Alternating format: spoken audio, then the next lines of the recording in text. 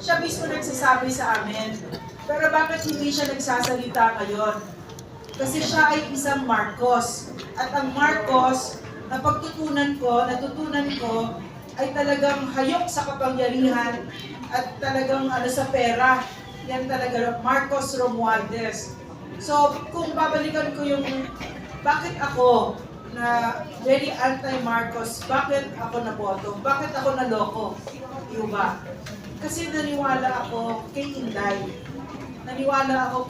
So, tama ba yun? Tingin ko mali yun eh, kung babalikan ko yun. Bakit ako maniniwala kay Inday? Diba? Eh, kay PRRD ako nagtrabaho, diba? So, sa madaling salita, tingin ko talagang mangyayari ito sa Pilipinas kasi tayo, isang lipunan na kung bumoto ay parang bumoboto ka ng artista. Diba? So, napakaganda na yung oportunidad na tayo ay mag-mature bilang isang bansa na sobra tayo nasaktan dito ngayon. Malagim, talagang nasaktan tayo dito at maganda yon. Maganda na nasasaktan tayo kasi magtatanda tayo. So, pero yung isa pang oportunidad na nakikita ko, natututo tayo maging united bilang isang bansa kasi yun ang isang kahinaan ng Pilipino, yung dito yung Bisaya versus Ilocano, etc. Pero ngayon magkakaisa tayo dito. Yun yung paraan na kailangan tutunan natin. Kailangan magkaisa tayo at kasi masyado tayo, malaki yung ibinabayad natin sa lessons na ito, di ba? Kumbaga sa tuition, mahal-mahal ng tuition na ibinabayad natin.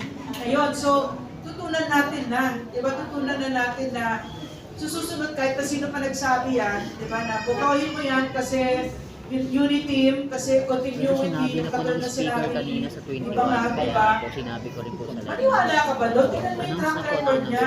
Ano bang ginawa niya ng governor siya, congressman, senator? Wala. Zero. Zero ang ginawa niya. Diba? So yun ang gamitin natin yung utak natin. Si Dr. Rosbagi po ako. Thank you. Siguro dagdagan ko para kahit paano subscribe. opinion ho natin ay nabubuo. Alam niyo kung bakit nanalo po ang mga Marcos? Dahil po kagaya po ng binabanggit ng Dr. Pandoy. Nanalo ko sila because of Duterte at Mindanao. Kami mismo, pamilya. Kami 3 years na ho kami nagpapakahirap para ho patakbuhin si Inday Sara. Ako mismo, nagtayo ako ng sariling quarters. Sa buong Pilipinas, mayroon ako sa NCR, mayroon ako sa Cebu, mayroon ako sa Lanao. Hindi ho tayo nagpapatakbo ng bangag at the time. Ibig sabihin, dahil yung pagtitiwala, pagmamahal po natin kay Duterte, at yung mga nagawa, hindi naman po lingid sa kalaman ng Pilipino bawat Pilipino. Gaano karami ang nagawa ng Duterte administration.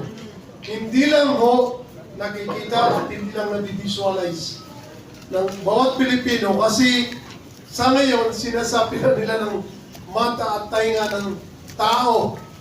Bilangin nyo ho, sino ang may kagagawa nitong thousands po na mga kalsada, tulay at itong subway po natin. Hindi lang mo yan.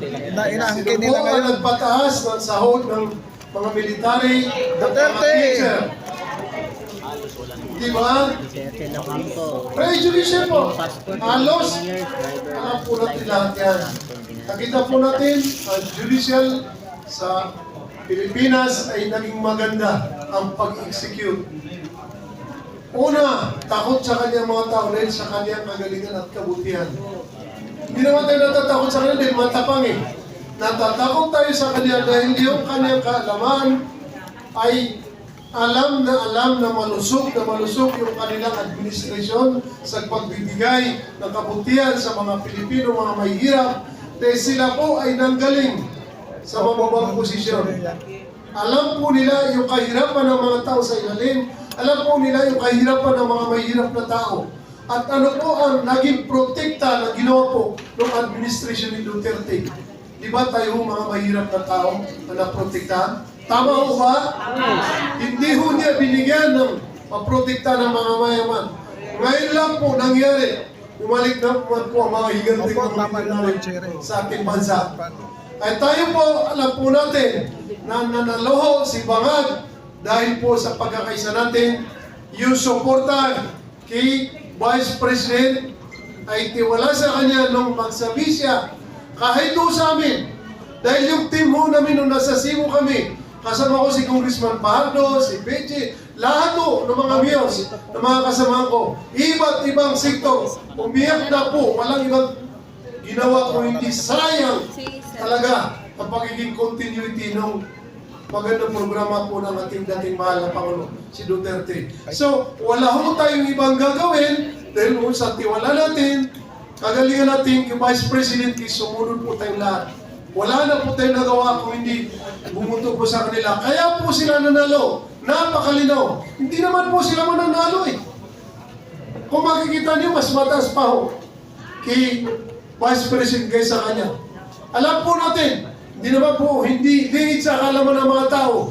Lalo na yung mga taong nakaharap po sa pangarap sa Pilipinas. Alam po, ng drug addict po ang ating mahal na Pangulo.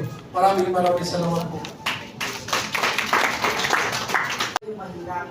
Tsaka nakita ko yung pagmamahal niya. Tunay na pagmamahal sa mahihirap. Alam mo yun, kapag kumakain, siya hindi siya magnanakaw. So, maliit na kwento bago ako umalis.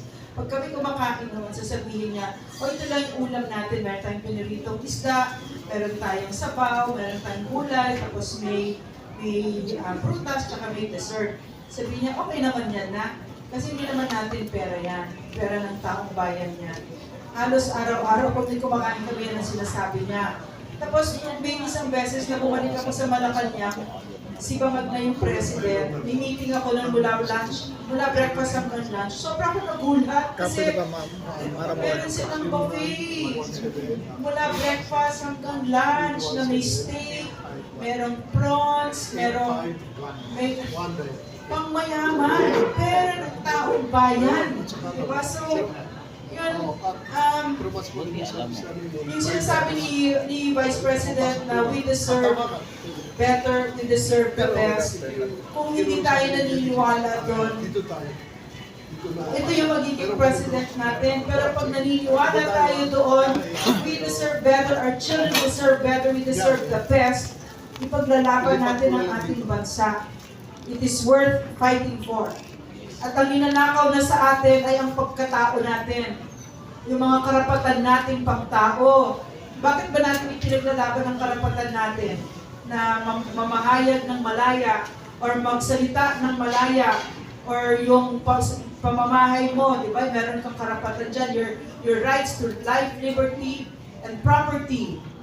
Kasi ang pagkatao natin, ang pagiging tao, ay pagiging malaya. Yun ang humanity, yun ang nature natin. Maging malaya. At ang mga bansang malaya, yan yung mga progresibo at yan yung mga masasayang mga bansa. Kasi yung mga tao doon, mataas ang antas ng pag-iisip na ang mga pangarap ng mga anak nila ay matatayog din. Pero kapag ang bansa ay isinusupil, takot ang mga tao at hindi na nangangarap ng matataas. So, ang ginagawa natin ngayon ay para sa mga anak natin, mga apo natin, at ang salim lahing Pilipino. So, mabuhay kayo kasi napakagaling ninyong mga Pilipino. Thank you.